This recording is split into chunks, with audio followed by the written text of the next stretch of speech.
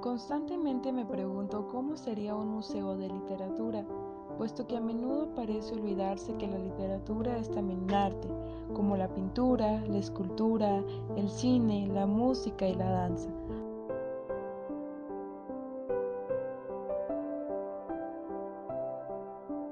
O al menos así lo expresa Ricciotto Canudo en su Manifiesto de las Siete Artes, publicado por primera vez en 1914.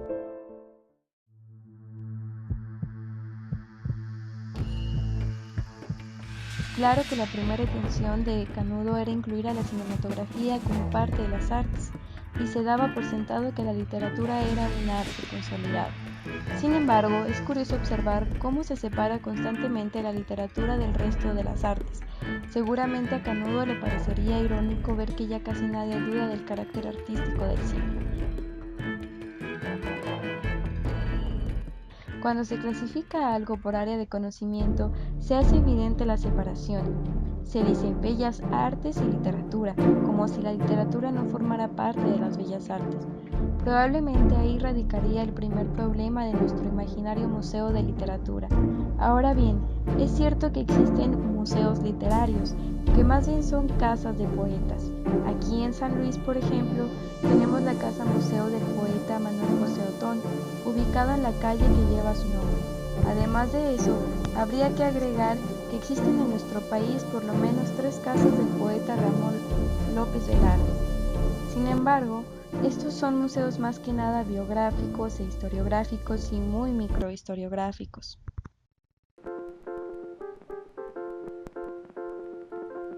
Me gustaría ampliar un poco más la reflexión en torno a nuestro Museo de Literatura Imaginario.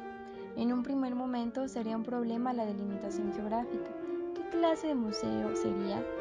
¿Un museo de literatura hispanoamericana, iberoamericana o latinoamericana, o bien simplemente mexicana?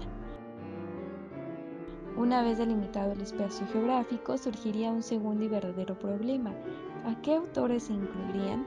O sea, el gran cuestionamiento acerca de cómo se construyen los cánones, ya no digamos solo en literatura, aunque la literatura es el tema que nos atañe el día de hoy. En un contexto mexicano saltarían nombres que sin duda alguna cabrían dentro de nuestro museo: personalidades como Octavio Paz, Juan Rulfo, quizás Guadalupe Dueñas, Carlos Fuentes, y si nos vamos un poco más atrás, del siglo XIX, encontraríamos a Lizardi, Ignacio Manuel Altamirano, Guillermo Prieto, Manuel Gutiérrez Nájera y Manuel Paino, y todos estos autores que tienen nombres de calles.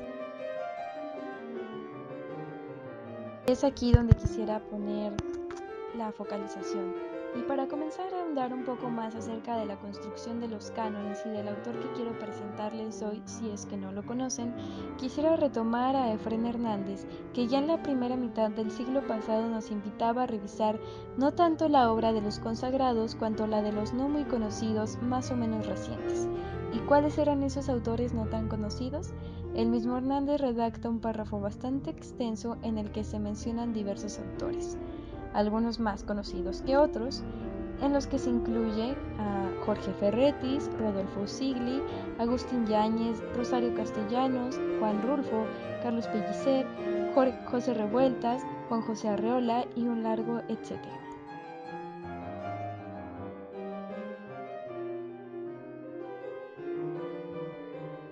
Es relevante también el hecho de que Efrén Hernández haya escrito la siguiente dedicatoria en uno de sus textos de crítica literaria: a Mauricio Magdaleno, en obediencia a quien fue sustentada, muy cariñosamente, y a Jorge Ferretis, Juan Rulfo y Lupe Dueñas, cuentistas mexicanos en quienes creo. Retomo la cita anterior para comenzar la presentación de Jorge Ferretis. Es de suma importancia que su nombre aparezca al lado de cuentistas que han sido tan importantes en la historia de nuestra literatura como Guadalupe Dueñas y Juan Rulfo. Destaca además la similitud estilística entre Rulfo y Ferretis, más aún la poca atención que ha recibido la obra de este último en comparación con la del autor de Pedro Páramo. Si bien es cierto que Seymour Menton incluye un cuento de Ferretis en su ya conocida antología del cuento hispanoamericano, y además los editores de Hombres en Tempestad mencionan constantemente que Ferretis es un autor que no necesita presentación, también lo es que a pesar de ello, pocas personas fuera del contexto potosino le han dedicado algunas palabras. Ahora detengo esta breve y para nada exhaustiva comparación entre Rulfo y Ferretis, ya que quisiera presentar a este último.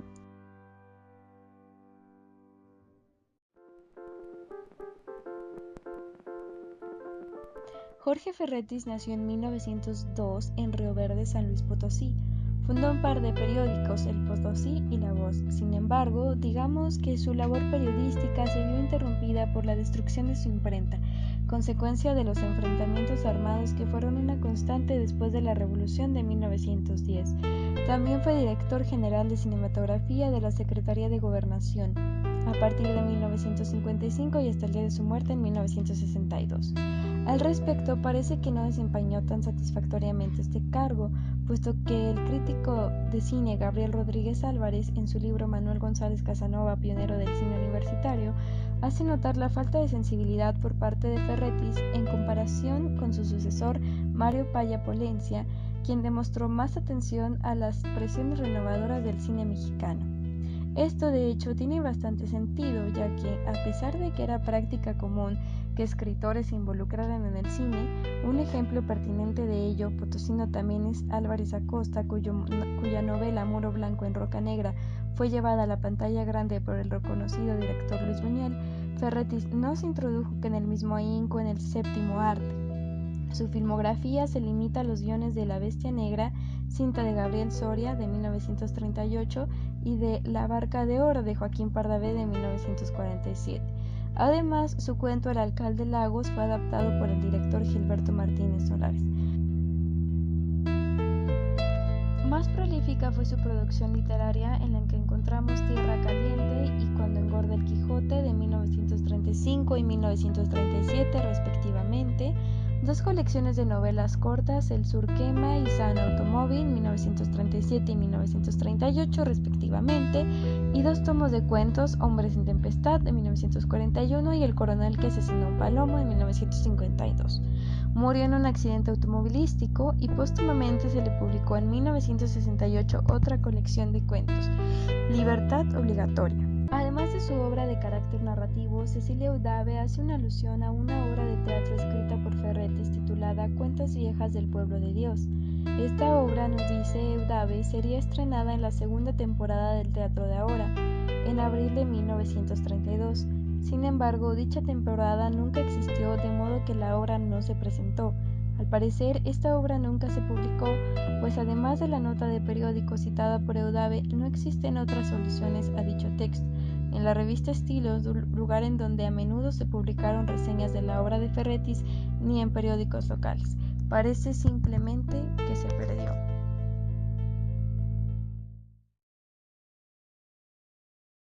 Brevemente quisiera mencionar la ubicación de Jorge Ferretis en la literatura nacional.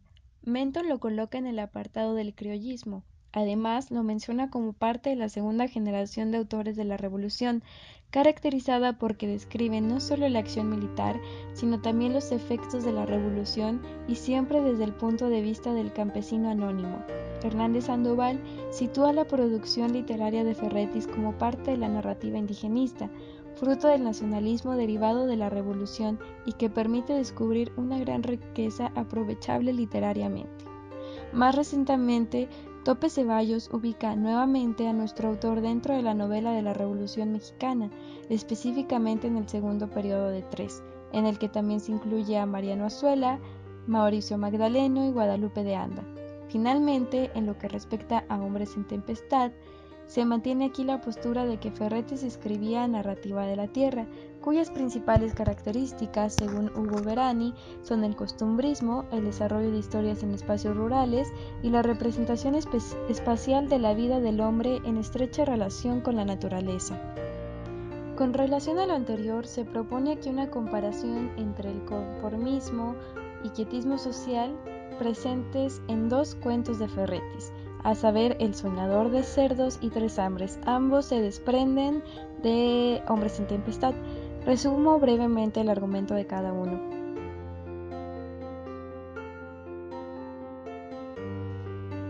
El soñador de cerdos nos presenta a Goya, que trabaja como sirvienta en la casa de un matrimonio de clase media alta, nuevos ricos. Goya tiene una hija de Horazos, Juanita. Su marido era el soñador de cerdos. Se fue a ganar dineros más apriesa, pero no volvió a pesar de que Goya tenía la esperanza de que regresara. La señora de la casa y sus amigos se encariñan un poco con Juanita y reprenden constantemente a Goya por tenerla tan descuidada, en un cuarto lleno de ratas y siempre en el piso. Goya siempre responde que la niña se tiene que acostumbrar porque son pobres y así les tocó vivir. Un día Goya recibe una carta de su cuñada en la que le informa que su marido ha muerto. El cuento termina con Goya comenzando a hablarle a su hija de cómo era su padre.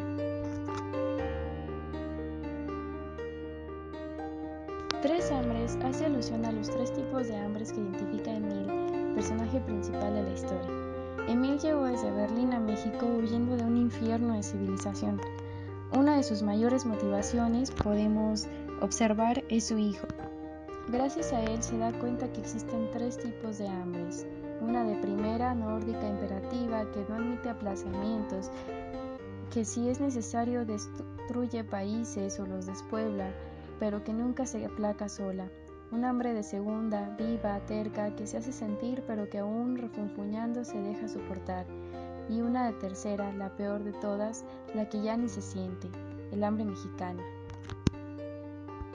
Emil le teme a esta última. En cuanto se da cuenta que su hijo se está contagiando del hambre mexicana, decide abandonar el lugar. Vende su parte de la fábrica de muebles que había levantado durante sus años en México para enviar a su hijo a Europa. La gente lo criticó, pero él ni se inmutó. Al final vemos a Emil de casa en casa ofreciendo sus servicios como tapicero, siempre con hambre, que es su varita de virtud. El conformismo social lo podemos ver en ambos cuentos. En El soñador de cerdos, Goya está completamente resignada a ser pobre, pero su quietismo va más allá de ella. En este cuento somos testigos de cómo se implanta la cultura de la pobreza, tomando un término de Oscar Lewis, desde la más temprana infancia. Goya le canta una canción a Juanita. Es en balde que te adornes si no hay ojos que te miren, y es más en balde que llores si ni las piedras te oyen, por más lágrimas que tires. Además de esto, ante las reprimendas de su ama, Goya siempre contesta con determinación que a los hijos de los probes, como no hay quien los cuide, tiene que cuidarlos su mala suerte. La señora le dice que puede hacerle una cuna con los tiliches del cuarto de servicio a Juanita, y Goya contesta que Juanita tiene que irse acostumbrando, tiene que ir aprendiendo a ser prove. Si la acostumbra a la cuna, pues ya no ha de querer dormir en el suelo en ninguna parte nos ha de faltar. A pesar de que Anastasio, el papá de Juana, aspiraba a conseguir más dinero para darles mejor vida a su mujer e hija, sus aspiraciones no son de ascender en la jerarquía social, sino de un movimiento horizontal. Yo no te digo que llegaré a señor, pero ya verás cómo los domingos te bajo al pueblo con unas naguas ansí de anchas y relumbrosas. Así pues, la predisposición a ser pobres queda muy asentada. También existe una admiración por parte de la clase media hacia el aguante de las personas pobres. El cuñado de la señora de la casa dice: Juana, desde que salió al mundo, necesita luchar para vivir. A nosotros, tirados allí como ella, nos habría matado la humedad. Esa carne suya tuvo que aprender a calentarse sola para librarse de las reumas, e instintivamente habrá aprendido a retorcerse para que no la muerdan las ratas. Según él, las esperanzas de México son esas Juanas.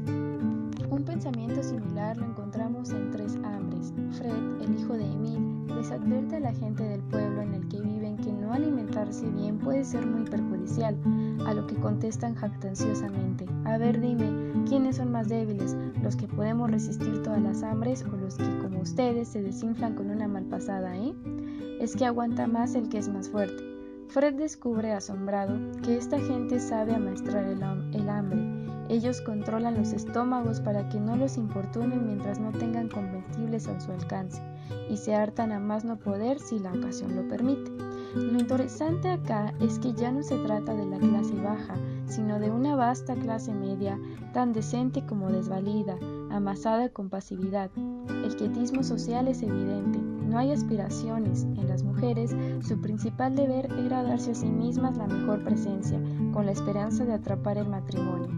Los obreros no tienen una cultura del ahorro. Millares de jornaleros, con 2 meses de salarios como indemnización, en unas semanas desperdigaron, contentos por coger tanto dinero junto. No los acobardaba la desocupación. Así encontramos un pueblo sin ambiciones, sin aspiraciones, sin hambre. El hambre no se refiere únicamente a la necesidad fisiológica, sino al uso metafórico de tener hambre de más trabajo, más estudios, más salud. Por eso Mill saca a su hijo de ese lugar, y por eso es preocupante que el hambre que ya ni se siente sea el hambre mexicana. Me detengo aquí para concluir. Se pudo apreciar que Ferretis retrata un México que hoy nos puede parecer ajeno y que sin embargo existe. Recuerda, por ejemplo, a la película de Buñuel, Los Olvidados, porque realmente son una parte de la sociedad olvidada. La función de la literatura es un asunto delicado que no pretendo resolver aquí. Lo que sí es que debemos notar una intención de autorreflexión sobre la condición del mexicano, de este afán por admirar lo extranjero. Un amigo de mí le dice que en México, con ojos azules y algo de flema, no solo no te mueres, sino que al año te habrás vuelto un personaje. Y así se desarrollarán la mayoría de los cuentos que conforman Hombres en Tempestad.